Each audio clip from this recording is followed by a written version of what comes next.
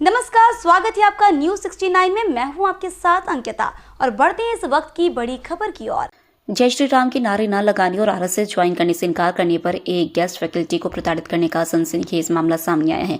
सीधी जिले के रहने वाले डॉक्टर रामराजस चौधरी ने आरोप लगाया है कि उन्होंने जब से शासकीय कला एवं वाणिज्य महाविद्यालय सीधी में अतिथि विद्वान के रूप में नौकरी ज्वाइन की, तब से उन पर आरएसएस ज्वाइन करने के साथ ही जय श्री राम के नारे लगाने के लिए लगातार दबाव बनाया जा रहा था। जब उन्होंने इससे इनकार किया तो उन्हें न केवल प्रताड़ित किया गया बल्कि कई बार उन पर हमले भी हुए। डॉक्टर रामराजस चौधरी का कहना है कि एक बार तो उन्हें आरएसएस ज्वाइन करने के लिए दबाव डालने वाले साथ ही अतिथि विद्वानों ने कॉलेज के बाथरूम में भी बंद कर दिया था। इन आरोपों के साथ सीधी जिले के शासकीय कला एवं वाणिज्य महाविद्यालय के अतिथि व्याख्याता डॉक्टर रामराजस चौधरी ने मध्य प्रदेश हाईकोर्ट में याचिका दायर कर इंसाफ की गुहार लगाई है। डॉक्टर रामराजस चौधरी की याचिका पर आज मध्य प्रदेश हाईकोर्ट में सुनवाई हुई। याचिका में आरोप लगाया गया है कि मध्य प्रदेश में अनुसूचित जाति और अनुसूचित जनजातियों पर लगातार अत्याचार हो रहे हैं, बावजूद इसके दोषियों पर कोई कार्रवाई नहीं की जा रही है। उन्होंने अदालत से अनुसूचित जातियों और जनजातियों के अधिकारों के संरक्षण की प्रार्थना की। याचिका की सुनवाई करते हुए मध्य प्रदेश हाईकोर्ट ने याचिकाकर्ता को यह स्वतंत्रता दी है कि वे सीधी जिले के एसपी और मझगवा थाने के टीआई के खिलाफ धारा 4 एट्रोसिटी एक्ट के तहत संबंधित न्यायालय में कार्रवाई करे। इसके अलावा अदालत ने हमला करने वालों के खिलाफ भी कार्रवाई करने की बात कही है। याचिकाकर्ता के अधिवक्ता रामेश्वर सिंह ठाकुर का कहना है कि अतिथि विद्वान डॉक्टर रामराजस चौधरी ने 9 दिसंबर को एमपी हाईकोर्ट में याचिका दायर की और इसकी जानकारी जैसे ही शासन और कॉलेज को लगी तो अगले ही दिन यानी 10 दिसंबर को ही उन्हें सेवा से बर्खास्त करने का आदेश जारी किया गया। बर्खास्तगी के इस आदेश को याचिका में शामिल किया गया है। अपनी याचिका में याचिकाकर्ता ने खुद पर हुए हमले से संबंधित फोटो और अन्य दस्तावेज प्रमाण भी बतौर सबूत पेश किए। जबलपुर से न्यूज़ 69 के लिए वाजिद खान की रिपोर्ट। बहुत शुक्रिया अदा करना चाहता हूँ, बहुत बहुत धन्यवाद देना चाहता हूँ। मैं doctor Ramrajas Chaudhary, guest faculty commerce, government arts and commerce college Majhauli, जिला सीधी, मध्य प्रदेश। मैं 4 अप्रैल 2023 को जो है कॉलेज मध्य प्रदेश शासन की व्यवस्था के अनुसार ज्वाइन किया था और कॉलेज में अपना नियमित रूप से पठन पाठन में कर रहा था। अक्टूबर 2023 में जो है कॉलेज में ही कार्यरत जो है 4 अतिथि विद्वान श्री राजकिशोर तिवारी, श्री संदीप कुमार शर्मा, विपेंद्र कुमार द्विवेदी और डॉक्टर सुरेश कुमार तिवारी मुझे आरएसएस की मीटिंग में ज्वाइन करने के लिए बोले। मैं जब उनसे बोला कि मैं अपनी समस्याओं के कारण जब मीटिंग में नहीं जा सका, मैं अपने जब भी सैटरडे को होता है मेरे को एक दिन समय मिलता है तो अपने परिवार के साथ बिताता हूँ। तो जब से मैंने मीटिंग में ज्वाइन किया तो उन्होंने मेरे से व्यक्तिगत ईर्ष्या करने लगे और ईर्ष्या करते करते जो है तो मेरे को तरह तरह से प्रताड़ित करने लगे। जय श्री राम का नारा जो है ज़बरदस्ती दिलाने तक एक आध दो बार मैंने कई बार बोला भी है कि अभिवादन का कोई सीमा होता है, लेकिन वो जितनी बार महाविद्यालय के अंदर मिलते रहे वो उतने बार मुझ पर दबाव बनाते रहे बोलने के लिए। 15 फरवरी 2024 को मेरे को महाविद्यालय के बाथरूम में बंद कर दिए। लगभग जो है 30 से 45 मिनट में बाथरूम में बंद करने के बाद रहा मैं, और मैं कॉलेज में ही जो है कार्यरत चौकीदार को फ़ोन किया तो उन्होंने खाना खा रहे थे। उन्होंने बोला कि सर मैं खाना खा रहा हूँ, तो उन्होंने दूसरे भृत्य को भेजा और जब वो आए तो वह उन्हीं अतिथि विद्वानों में से एक जो है विपेंद्र द्विवेदी उन्होंने खोल दिया था। ये घटना जो है स्टाफ रूम में के सामने लगे सीसीटीवी कैमरे पर रिकॉर्ड है।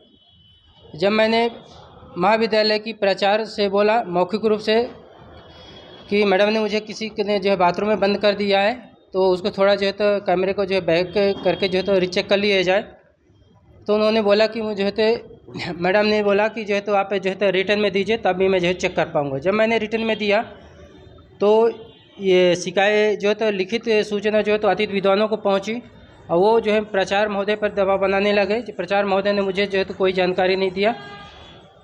जब जानकारी नहीं दिया तो मैंने जो है तो सीसीटीवी कैमरे को रिकॉर्डिंग को सुरक्षित रखने के लिए मैडम को जो है एक आवेदन दिया।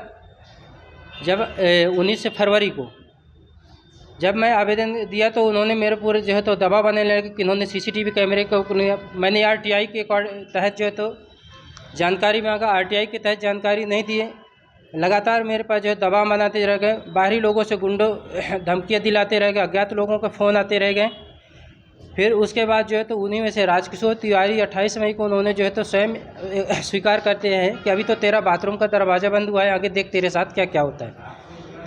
तो मैं इसकी सूचना महाविद्यालय की प्राचार्य महोदय को दिया और इसके बाद जो है तो एडिशनल डायरेक्टर रीवा संभाग को दिया। उन पर किसी प्रकार का कोई कार्रवाई नहीं हुई और लगातार मेरे को शिकायत को वापस लेने का दबाव बनाते रहे, धमकियाँ देते रहे। मैं बहुत असहज महसूस करता हूँ। मैं अपने परिवार से अकेला रहता हूँ। इसके बाद राम जी पुलिस में गए आप? जी, पुलिस में गए, क्या शिकायत की और क्या मदद मिली वहाँ से?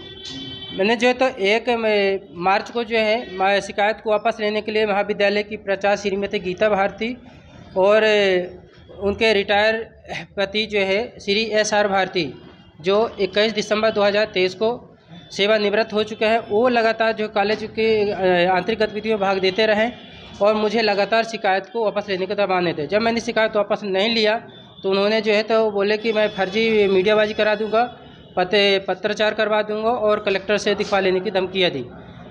इसके बाद तो इनकी सूचना मैंने माननीय कमिश्नर साहब को दिया, भोपाल हायर एजुकेशन को। उन पर किसी प्रकार का कोई कार्रवाई नहीं है।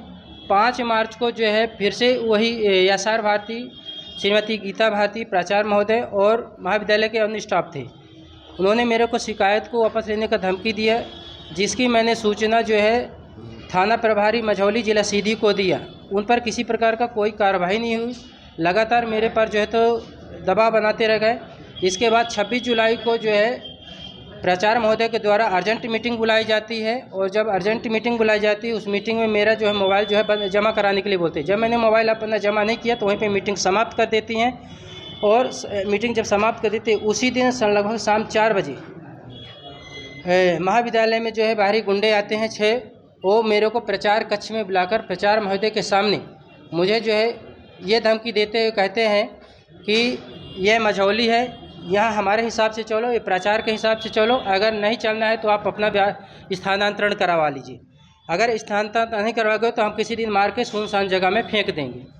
ये हुआ। मैं लगातार मेरे पर जो हो रही वारदातें थे मैं लगातार जो है संबंधित उच्चाधिकारी को देता गया, हायर एजुकेशन के अधिकारियों को देता गया और संबंधित पुलिस विभाग को भी देता गया, लेकिन किसी प्रकार का कोई जो है कार्रवाई करना उचित नहीं समझा है। अच्छा रामदेव जी, आपको निलंबित भी कर दिया गया? जी।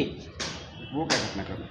तो मैं जब 26 जुलाई को मेरे को जान से मारने की धमकी मिली तो उसकी मैंने रात के ही मैंने जो अपनी जो है तो डर के समय के जो है अपने गृह जिला सतना चला गया और व्हाट्सएप के माध्यम से जो है तो SP महोदय को और कलेक्टर महोदय को जो है तो मैंने व्हाट्सएप में भेजा। फिर 27 जुलाई को जो है तो मैंने रिटर्न में जो है पंजीकृत डाक से भेजा SP साहब को, TI साहब को और कलेक्टर साहब को, हायर एजुकेशन को।